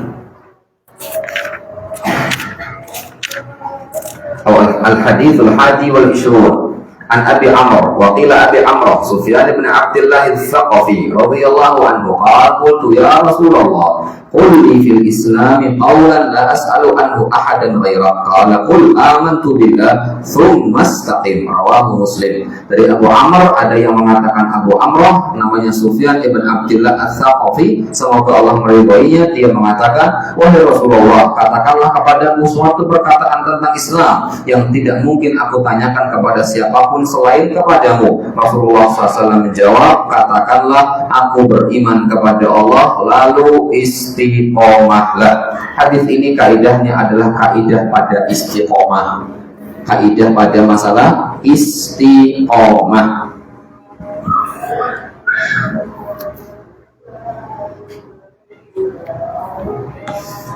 Hadis ini menjadi penting karena mengumpulkan dua hal penting dalam agama yang menjadi intisari agama. Hadis ini memiliki kedudukan penting karena mengumpulkan dua intisari dalam agama Islam, yaitu iman dan istiqomah. Apa artinya iman tanpa istiqomah? Apa artinya istiqomah jika dia istiqomah tidak di atas keimanan? Jadi inti agama Islam itu ada dua, iman dan istiqomah. Sekarang kita punya iman, maka PR selanjutnya adalah istiqomah sampai mati. Lalu apa manfaatnya istiqomah tapi ternyata tidak istiqomah di atas keimanan kepada Allah Subhanahu wa ta'ala? Kemudian faedah hadis ini sama seperti yang selanjutnya. Semangat para sahabat di dalam bertanya kepada Nabi Muhammad Sallallahu Alaihi Wasallam. Kemudian faedah yang kedua, Rasulullah mengumpulkan inti agama ini dalam dua hal, iman dan istiqomah. Istiqomah itu berat. Kalau kata orang istiqomah itu berat, yang enteng istirahat. Istirahat aja juga capek. Rasulullah SAW pernah mengatakan dalam sebuah hadis, "Sayyabatni suratu Hud," di antaranya surat Hud itu menjadikan rambutku beruban. Kata para ulama, ternyata di antara isi surat Hud adalah perintah untuk istiqomah. Orang biasanya ubanan sebabnya dua, kalau nggak faktor U, ya faktor U, umur dan uang, ya pikiran. Iya, orang ubanan biasanya kalau nggak umur ya pikiran. Nah, maka Nabi Muhammad SAW, saya beruban disebabkan karena surat Hud. Maksudnya memikirkan isi yang terkandung dalam surat Hud. Di antara isi surat Hud adalah wastaqim kama umir, istiqomahlah sebagaimana engkau diperintahkan. Maka Nabi Muhammad diperintahkan untuk istiqomah, dan ini bukan perkara yang mudah. Maka orang yang istiqomah seperti ini kondisinya, tetap duduk di majelis ilmu, tetap menikmati majelis ilmu, tetap semangat menuntut ilmu, tetap semangat ngaji, tetap semangat sholat tahajud, tetap semangat puasa sunnah, tetap semangat dalam kebaikan sampai mati. Maka kata Ibnu Taimiyah, afdhalul karamah luzumul istiqomah. Karomah terhebat adalah bisa istiqomah, bukan bisa mabur, bisa terbang, diseset gak keluar darah, sholatnya di Mekah. Ini bukan karomah. Karomah terhebat adalah bisa istiqomah sampai mati. Kemudian yang selanjutnya, dari hadis ini kita juga diperintahkan untuk selalu introspeksi diri, apakah sudah istiqomah.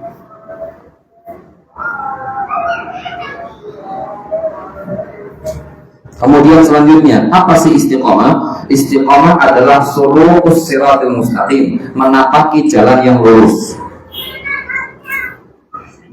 Istiqomah adalah menapaki jalan yang lurus dengan menjalankan perintah dan meninggalkan larangan. Itu arti istiqomah menurut Syekh Shalih Al-Utsaimin. Sulukus siratil mustaqim bimtithalil awamir wajtinabin nawahi. Menapaki jalan yang lurus dengan menjalankan perintah dan meninggalkan larangan.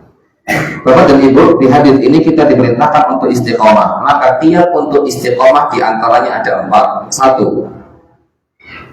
Berdoa kepada Allah. 2. Berlindung kepada Allah. Ya sama sebenarnya, nomor 1, nomor 2 mirip. Selalu berlindung kepada Allah Ta'ala dari hal yang dapat menjauhkan kita untuk istiqomah. Dan yang ketiga, faktor terpenting setelah doa kepada Allah agar kita bisa istiqomah adalah duduk di majelis ilmu. Banyak orang yang dulu hijrah bareng sama kita kemudian futur, di antara sebabnya karena dia mulai meninggalkan majelis ilmu.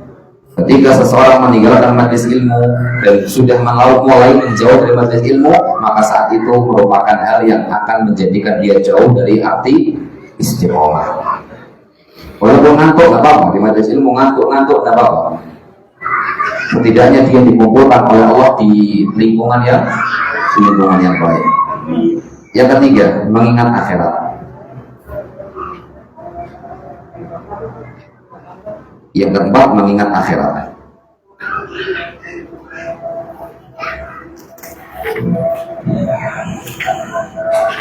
Kemudian kita masuk pada hadis yang ke-22 ya.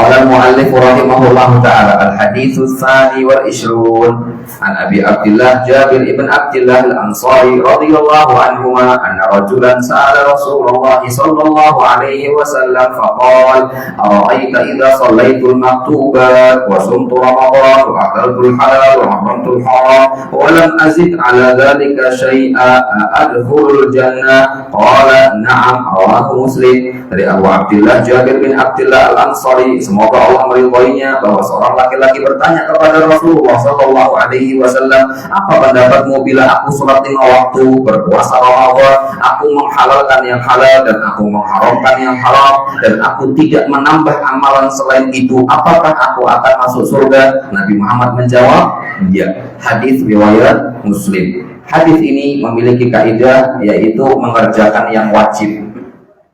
Ada ul-faraid, mengerjakan yang wajib. Ini kan semua yang ditulis di situ adalah yang wajib. Sholaitul maktubat, wa sumtu ramadan, wa adaltul halal, wa haramtul haram. Sholat 5 waktu, puasa Ramadan, menghalalkan yang halal, mengharamkan yang haram. Ini semuanya hal yang wajib. Maka hadis ini mengajarkan kepada kita kaidah mengerjakan yang wajib. Kemudian lanjut, karena lewati aja, kita masuk ke faedah hadis. Hadis ini menyebutkan 3 amalan yang menjadi penyebab seorang masuk surga. 3 amalan yang menjadi penyebab seorang masuk surga, yaitu sholat wajib, puasa,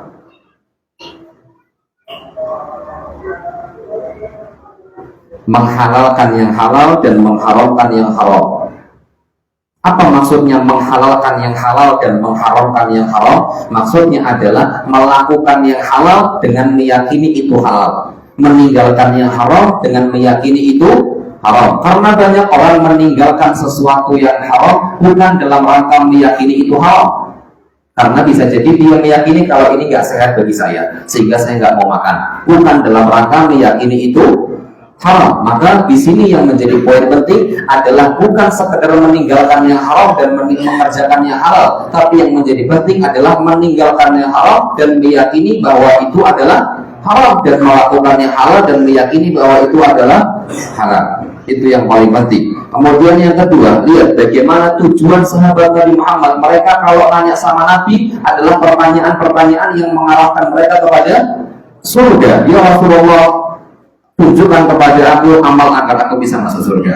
Ya Rasulullah, kalau aku seperti ini, apakah aku bisa masuk surga? Para sahabat ditanya, wahai sahabat, mintalah kalian kepadaku, mintalah kamu kepadaku, saya bantu untuk saya kasih. Permintaannya adalah surga. Maka ini tujuan para sahabat Nabi Muhammad agar mereka bisa masuk surga. Maka seperti inilah seharusnya kita memiliki tujuan dalam hidup. Tujuan hidup kita adalah surga. Jadi apapun yang kita lakukan, orientasinya adalah surga. Kemudian yang selanjutnya, di sini hadis ini nggak disebutkan zakat dan haji, betul?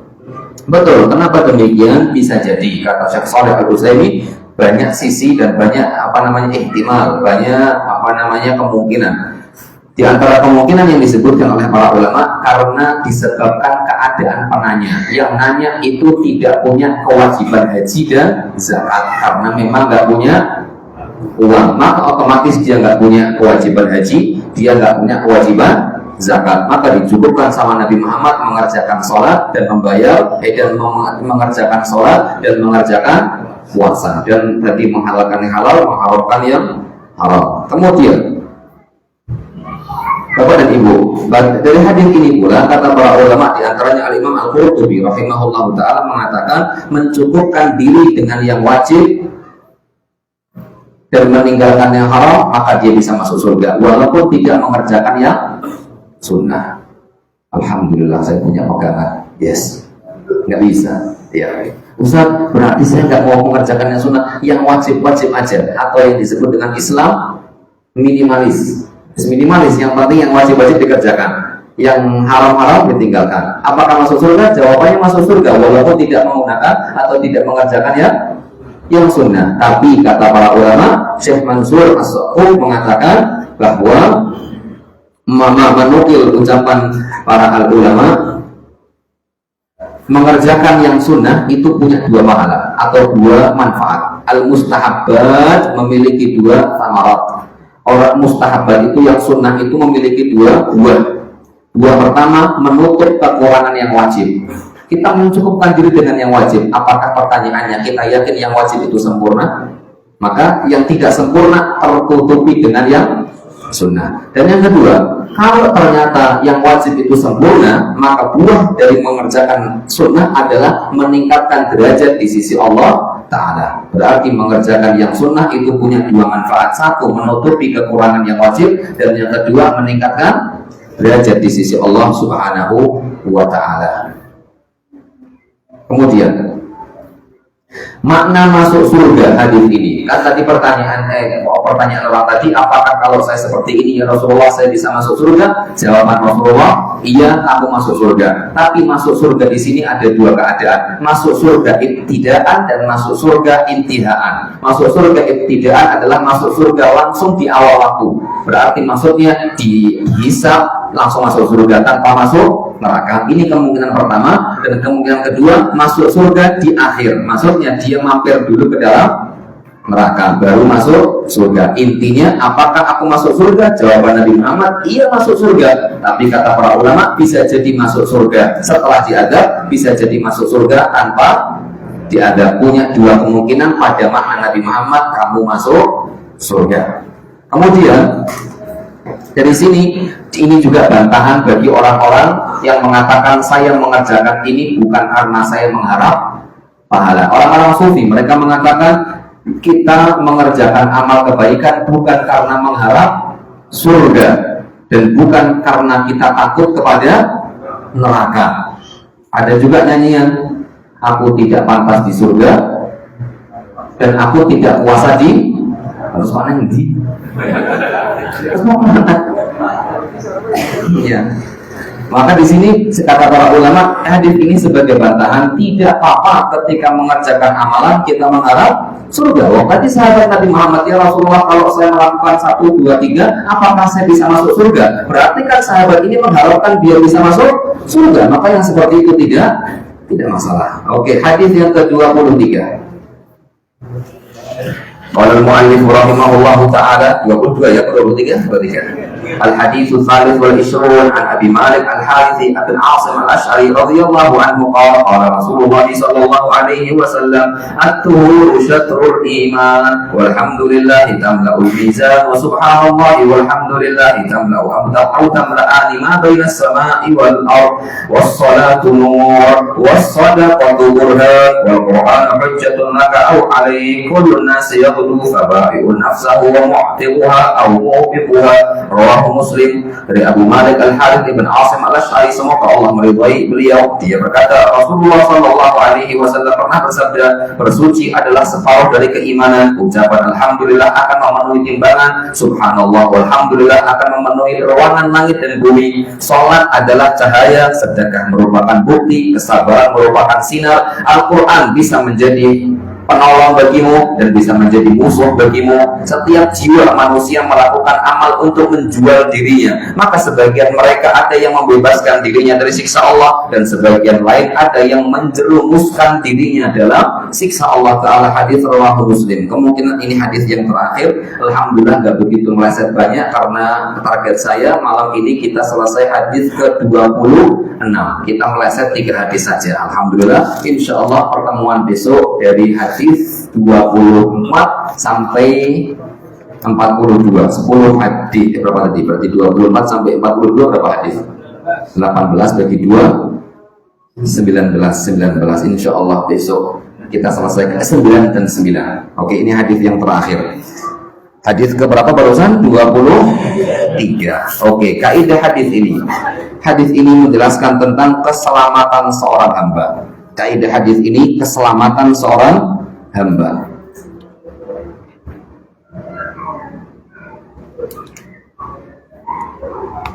Nanti kita akan jelaskan apa korelasi hadis ini dengan judul tadi, kaidah keselamatan seorang hamba.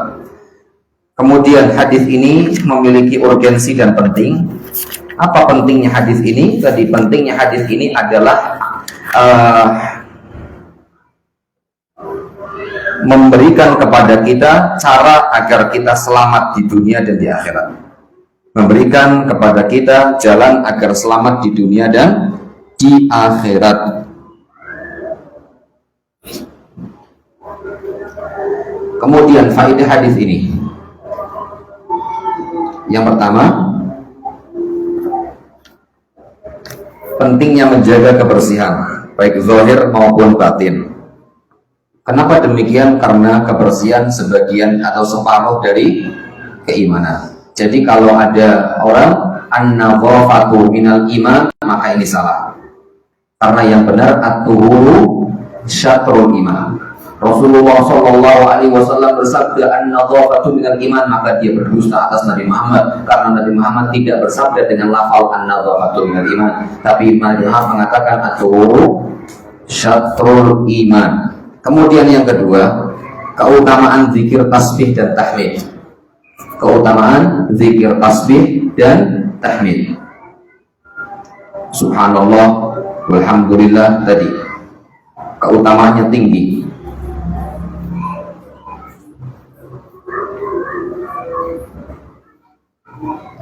Rasulullah SAW sering dalam banyak hadis menggabungkan antara tasbih dan tahmid.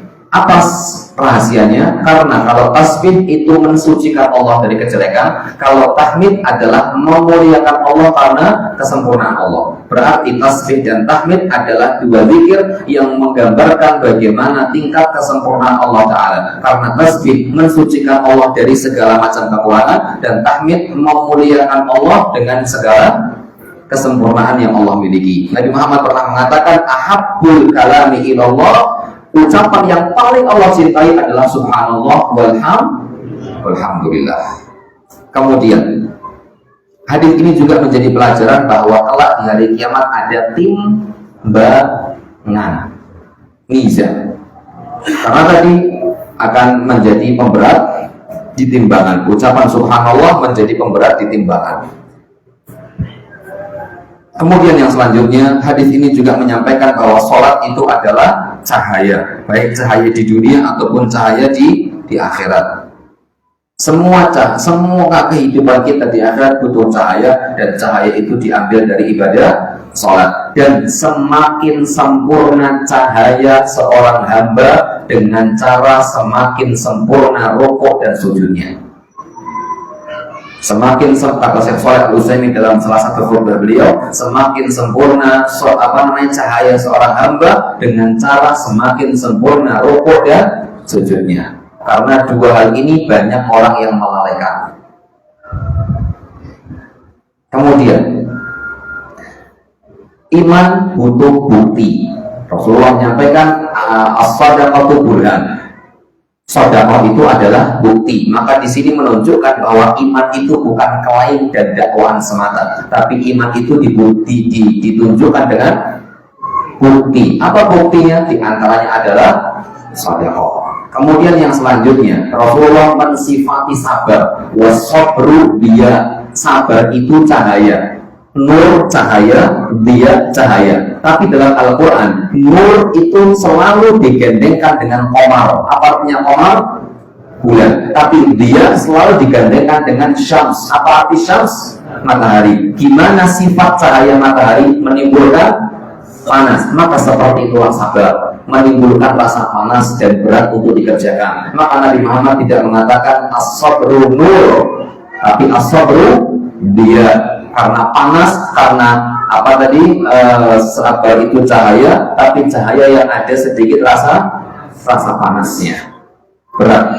Kemudian yang selanjutnya di sini menunjukkan bahwa Al-Quran kelak akan menjadi penolong ketika diamalkan, dan menjadi musuh ketika ditinggalkan dan tidak diamalkan.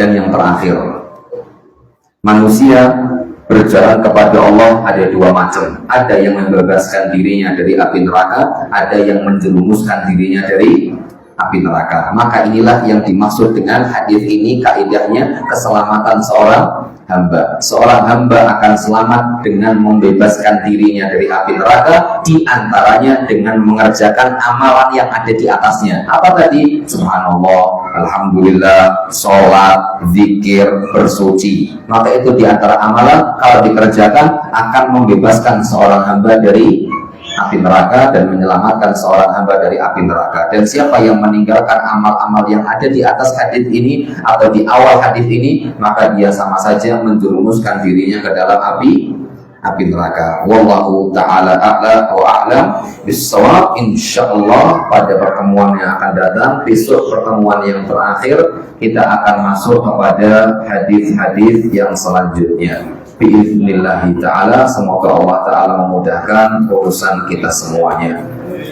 Mohon maaf tidak ada pertanyaan karena sudah terlampau jam 8:30 lebih.